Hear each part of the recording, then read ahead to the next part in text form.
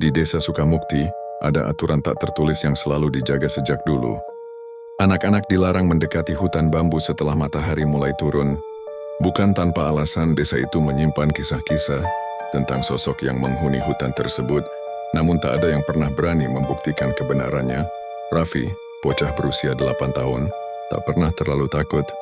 Ia selalu bermain hingga batas desa, berlari-lari mengejar capung bersama teman-temannya. Hari itu langit tampak lebih gelap dari biasanya. Mendung menggantung, hembusan angin membuat bambu-bambu berderit seperti sedang berbisik sesuatu yang tak ingin didengar manusia. Ketika teman-temannya pulang, Raffi, "Mari bangun nih bermain." "Sebentar lagi," katanya. Mereka meninggalkannya sendirian di pematang, sawah yang berbatasan langsung dengan hutan bambu. Itulah saat terakhir mereka melihatnya. Pencarian dimulai. Ketika maghrib tiba dan Raffi belum pulang, ibunya mulai risau. Namun kekhawatiran berubah menjadi ketakutan ketika azan Isya berlalu dan rumah masih sunyi. Ayah-ayah desa mengambil obor dan senjata seadanya. Mereka menyisir kebun, saluran irigasi, dan pematang sawah. Tidak ada tanda-tanda. Di antara suara jangkrik malam, tiba-tiba terdengar suara tangis anak kecil, lirih, terdengar putus-putus, seperti memanggil-manggil seseorang. "Raffi!" teriak Pak Sarman. Tangis itu berhenti. Sunyi, lalu terdengar lagi di arah berbeda. Kali ini lebih dekat, namun suaranya dingin, seperti tidak wajar keluar dari tenggorokan manusia. Bahunya saling bertatapan. Tangis itu mengarah ke hutan bambu, tempat yang selama bertahun-tahun dihindari orang desa, terutama di malam hari. Namun tak ada pilihan lain. Memasuki hutan bambu, obor dibawa masuk ke dalam hutan. Semakin mereka melangkah, semakin suara-suara aneh terdengar. Bambu beradu seperti dipukul dari atas, bisikan yang tidak jelas bahasa apa, dan bau tanah basah bercampur sesuatu yang anyir. Di tengah kegelapan mereka melihat sosok kecil duduk membelakangi mereka. Tubuhnya kecil, basah.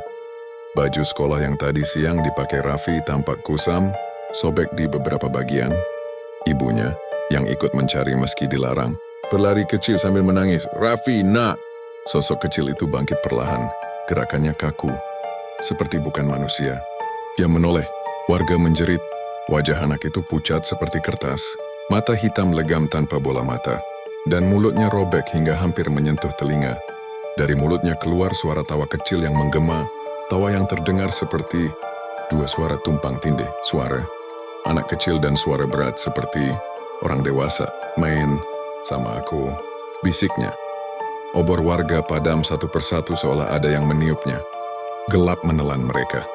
Keesokan pagi saat matahari terbit, warga menemukan 5 lelaki dewasa tak sadarkan diri di tepi hutan.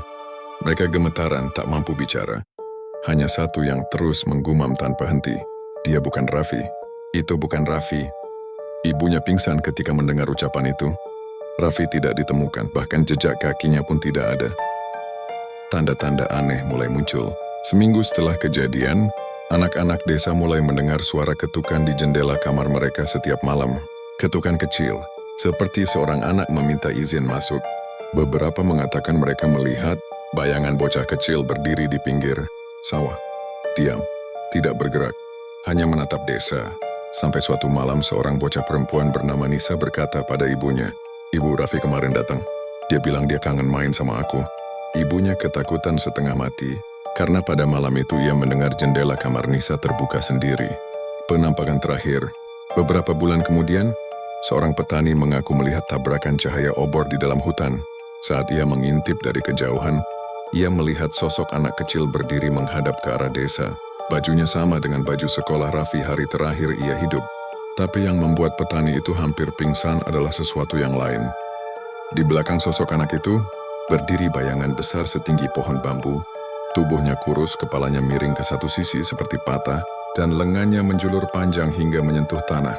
Bayangan itu meletakkan tangannya di bahu si anak kecil, dan perlahan menggerakkan jari-jarinya seolah mengajak, "Ayo, kita cari teman baru."